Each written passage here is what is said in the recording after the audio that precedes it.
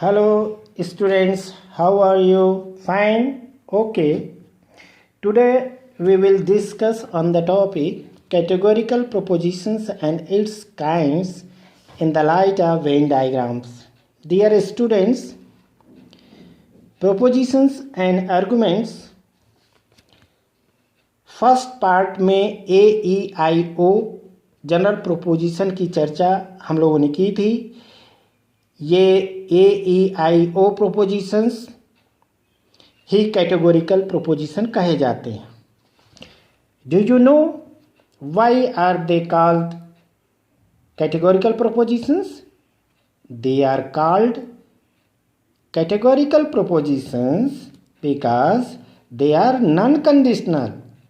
इसीलिए categorical proposition अर्थात निरपेक्ष तर्क वाक्य को निरुपाधिक नॉन कंडीशनल भी कहते हैं। इस प्रकार कैटेगोरिकल प्रोपोजिशन अगर हम डिफाइन करें इसको तो क्या कह सकते हैं कि कैटेगोरिकल प्रोपोजिशन उसे कहेंगे जिसमें सब्जेक्ट और प्रेडिकेट का रिलेशन बिना किसी कंडीशन के, बिना किसी शर्त के हो। प्रोपोजिशंस AEIO के सारे एग्जाम्पल्स आप लोगों ने प्रोपोजिशंस एंड आर्गुमेंट्स के फर्स्ट पार्ट में देखा। A all humans are mortal, E no humans are mortal, I some humans are mortal and O some humans are not mortal। ये चारों कैटेगोरिकल प्रोपोजिशन हैं क्योंकि इसमें कोई शर्त या कंडीशन नहीं है। अब हम लोग थोड़ा कंडीशनल प्रोपोजिशन अर्थात सापेक्ष तर्कवाक्य या सोपाधिक तर्कवाक्यों को भी देख लें ताकि हमारे डिस्कशन का जो टॉपिक है वह और भी क्लियर हो जाए। Dear students, propositions and arguments part second में हम लोगों ने देखा कि कंपाउंड प्रोपोजिशन के रूप में हाइपोथेटिकल प्रोपोजिशन और डिसजक्टिव प्रोपोजिशन दिया हुआ है। उसमें ये दोनों सापेक्ष तर्कवाक्य माने जाएंगे, ये दोनों कंडीशनल। कुछ तर्कशास्त्री केवल हाइपोथेटिकल को ही सापेक्ष मानते हैं, ये कंडीशनल मानते हैं, जबकि अधिकांश तर्कशास्त्री हैं कि ये दोनों सापेक्ष तर्कवाक्य हैं। पहले आप हाइपोथेटिकल प्रोपोजिशन को ले लीजिए, जैसे कि if I am president then I am famous. इसमें शर्त दी गई है, यह आपको दिखाई दे रहा है इस प्रकार का। इसी प्रकार डिसजक्टिव प्रोपोजिशन का एग्जाम्पल आप देख लीजिए। The United Nations will become more responsible और there will be a third world war.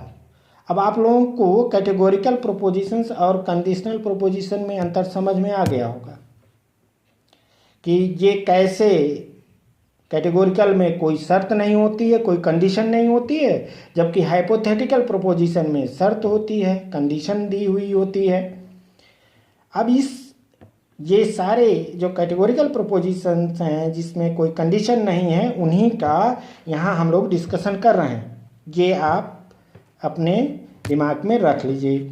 यदि किसी को कोई कंफ्यूजन मान लीजिए अगर है तो वो YouTube पर जा कर के फर्स्ट और second part propositions and arguments का देख सकता है, वहाँ फिर से उसको रिवाइज कर सकता है अपना class.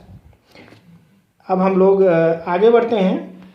Dear students, now we will discuss and examine each of the 4 kinds of categorical propositions with Venn diagram.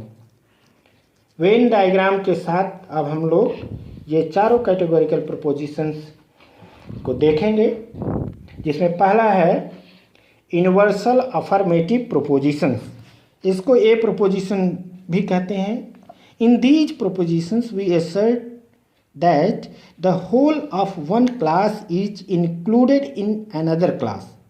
As for example, all politicians are liars. It asserts that every member of one class, the class of politicians, is a member of another class, the class of liars।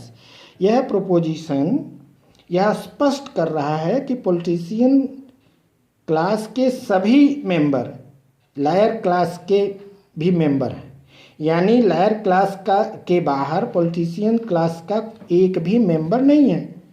लेकिन यह तर्कवाक्य यह बिल्कुल नहीं घोषणा करता कि सभी lawyers politicians हैं। ये बात आप ध्यान रखिए, सभी पॉलिटिशियंस लायर हैं लेकिन सभी लायर पॉलिटिशियंस हैं, इसके विषय में यह तर्कवाक्य कुछ भी नहीं कहता। Any universal affirmative propositions can be symbolize as all S is P, where the letter S stand for subject and P stand for predicate. So all members of S are said to be also members of P. अब हम लोग A proposition all S is P को when diagram के द्वारा देख सकते हैं, जैसा कि स्क्रीन पर आप लोग देख रहे हैं। फर्स्ट डायग्राम में दिया हुआ है।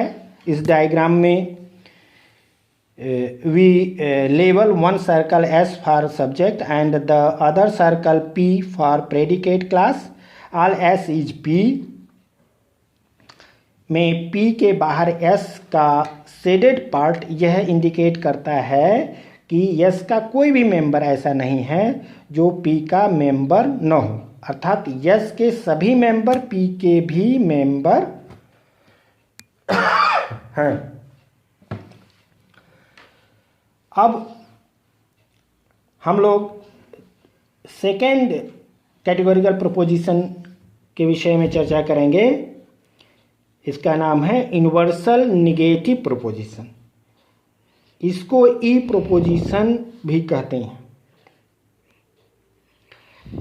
As for example, no politicians are liars is a proposition in which it is denied universally that any member of the class of politicians is a member of the class of liars. It asserts that the subject class S is wholly excluded from the predicate class P.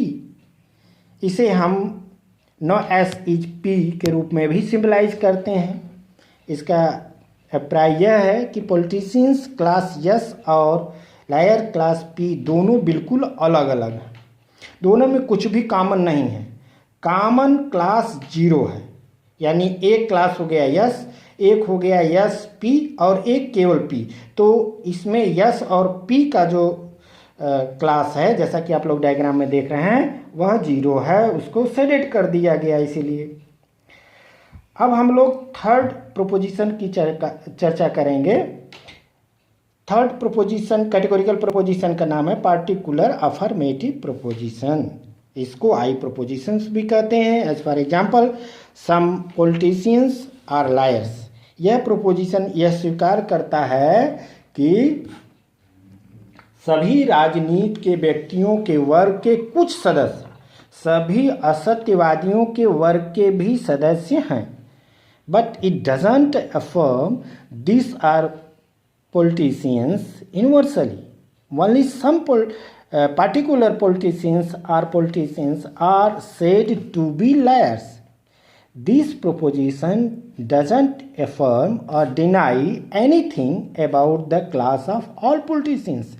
यह तर्कवाक्य entire class के बारे में कुछ भी नहीं कहता और यह भी नहीं कहता कि some politicians are not liars. यह तर्कवाक्य मात्र इतना ही कहता है कि the class of politicians and the class of liars have some members are members in common. यहाँ सम का अर्थ तर्कशास्त्रियों ने एटलीस्ट वन माना है। पार्टिकुलर अफर्मेटिव प्रोपोजिशन को सम एस इज पी के रूप में हम सिंबलाइज करते हैं, जैसा कि स्क्रीन पर आप लोग देख रहे हैं। विच says that at least one member of the class designated by the subject terms is also a member of the class designated by the predicate term P. In third diagram, for the I proposition indicate that there is at least one member of S that is also a member of P. By placing an X where X is where X means at least one member in the region in which the two circles overlap. You may see diagram third. अब हम लोग fourth propositions की चर्चा करेंगे. इसका नाम है particular negative propositions. इसे ओ प्रोपोजिशंस भी कहते हैं. इसका एग्जाम्पल है some politicians are not liars. I proposition की ही तरह यह तर्कवाद भी यूनिवर्सली किसी मेंबर के विषय में कुछ भी नहीं करता. हम इसे सम एस इज नॉट पी के रूप में सिंबलाइज करते हैं, जैसा कि आप लोग फोर्थ डायग्राम को देख रहे हैं, जिसका अर्थ है कि at least one member of the class designated by the subject term S is excluded from the whole of the class designated by the predicate term P. The denial is not universal. You know, जैसा कि fourth diagram को आप लोग देख रहे हैं screen पर, इसका अर्थ यही है कि there is at least one member of S that is not a member of P by placing an X in the region of S that is outside of P. अर्थात P के बाहर जो S है उसमें कम से कम एक मेंबर अवश्य है, वह खाली नहीं है, वह जीरो नहीं है, जैसा कि आप लोग देख रहे हैं. इस तरह से हम लोग कैटेगोरिकल प्रोपोजिशन के चारों प्रोपोजिशंस के प्रकार को हम लोगों ने डिस्कस इस लेक्चर में किया. आगे हम लोग इसके क्वालिटी, प्रोपोजिशंस की क्वालिटी, क्वांटिटी और डिस्ट्रीब्यूशन को डिस्कस करेंगे. Okay dear students, tomorrow we will discuss on the topic propositions according to quality and quantity and distribution of propositions. Thank you very much.